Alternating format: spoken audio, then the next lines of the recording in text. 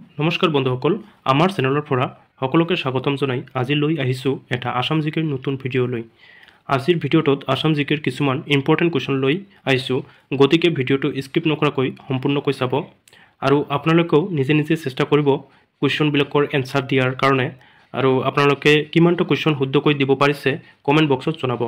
তো আহক এতিয়া আমি ভিডিঅ'টো আৰম্ভ কৰোঁ। প্ৰথম কুৱেশ্যন হৈছে অসমৰ আটাইতকৈ ওখ গছ কোনটো? ইয়াৰ অপশ্যনত দিয়া আছে চোম, হলং, নাহৰ, অৰ্জুন। ইয়াৰ শুদ্ধ উত্তৰটো হৈছে, আপোনালোকেও চেষ্টা কৰিব ইয়াৰ শুদ্ধ উত্তৰটো কোনটো হ'ব পাৰে বা বাকী কুৱেশ্যনবিলাকৰ শুদ্ধ উত্তৰ কোনটো হ'ব পাৰে নিজে নিজে এটা কেলকুলেট কৰি ল'ব। পিছত কিমানটা শুদ্ধ হৈছে এইটো কমেণ্ট বক্সত জনাই দিব, ভাল লাগিব চাই, আপোনালোকো ভাল লাগিব কিমান প্ৰিফাৰেঞ্চ চলি আছে। তো ইয়াৰ শুদ্ধ উত্তৰটো হৈছে অপশ্যন বি, হলং গছ। ই ৰাজ্যিক গছ হিচাপেও পৰিচিত। তো নেক্সট কুৱেশ্যন নম্বৰ 2, অসমৰ একমাত্ৰ পাৰ্বত্য নিবাসখনৰ নাম কি? অপশ্যনত দিয়া আছে হাফলং, জাতিংগা, হামৰেন, বৰাইল। ইয়াৰ শুদ্ধ উত্তৰটো হৈছে অপশ্যন এ, হাফলং। তো নেক্সট কুৱেশ্যন নম্বৰ 3, প্ৰাচীন অসমত কোনখন নদীয়ে অসমৰ পশ্চিম সীমা হিচাপে আছিল? ইয়াৰ অপশ্যনত আছে কৰতোৱা, ৰূপহী, সনকোচ, ভৰালী। ইয়াৰ শুদ্ধ উত্তৰটো হৈছে অপশ্যন চি, সনকোচ।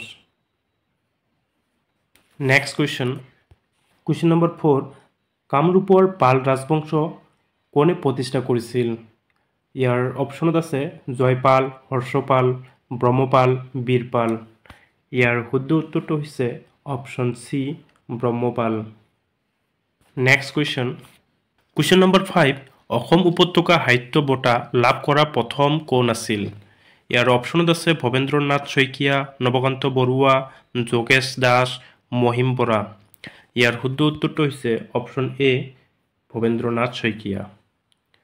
ইম্পৰ্টেণ্ট কুৱেশ্যন হয় এইটো। তো নেক্সট কুৱেশ্যন নম্বৰ 6, আসাম বিলাসিনী সংবাদপত্ৰৰ প্ৰথম সম্পাদক কোন আছিল? ইয়াৰ অপশ্যনত আছে নাথান ব্ৰাউন, শ্ৰীধৰ ওজা, হেমচন্দ্ৰ বৰুৱা, চন্দ্ৰকুমাৰ আগৰৱালা। ইয়াৰ শুদ্ধ উত্তৰটো হৈছে অপশ্যন ডি, চন্দ্ৰকুমাৰ আগৰৱালা।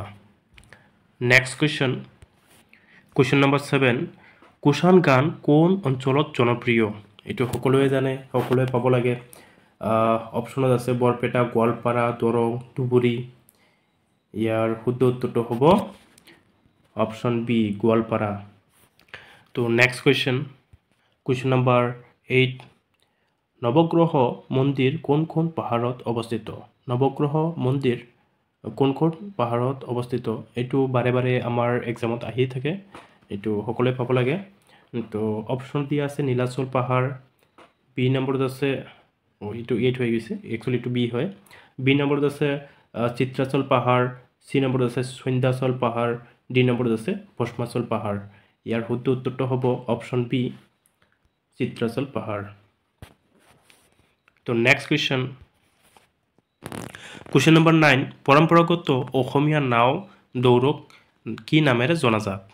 ইয়াৰ অপশ্যনত আছে ৰেগাটা, ব্ৰিগেডত আছে নাও খেল, তাৰপিছত আছে শিকাৰা, তাৰপিছত আছে বিহু, তাৰপিছত হোলী।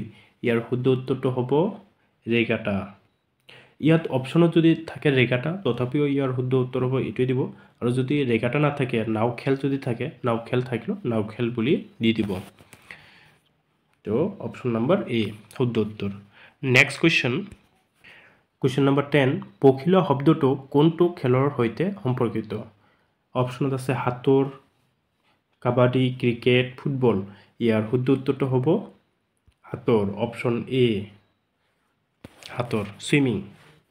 তো next question number 11, cotton college প্ৰতিষ্ঠা কেতিয়া হৈছিল? কটন কলেজ প্ৰতিষ্ঠা কেতিয়া হৈছিল? ইয়াৰ অপশ্যনত আছে 1901 চনত, 1821 চনত, 1823 চনত, 1888 চনত। ইয়াৰ শুদ্ধ উত্তৰটো হ'ব 1901 চনত, অপশ্যন এ।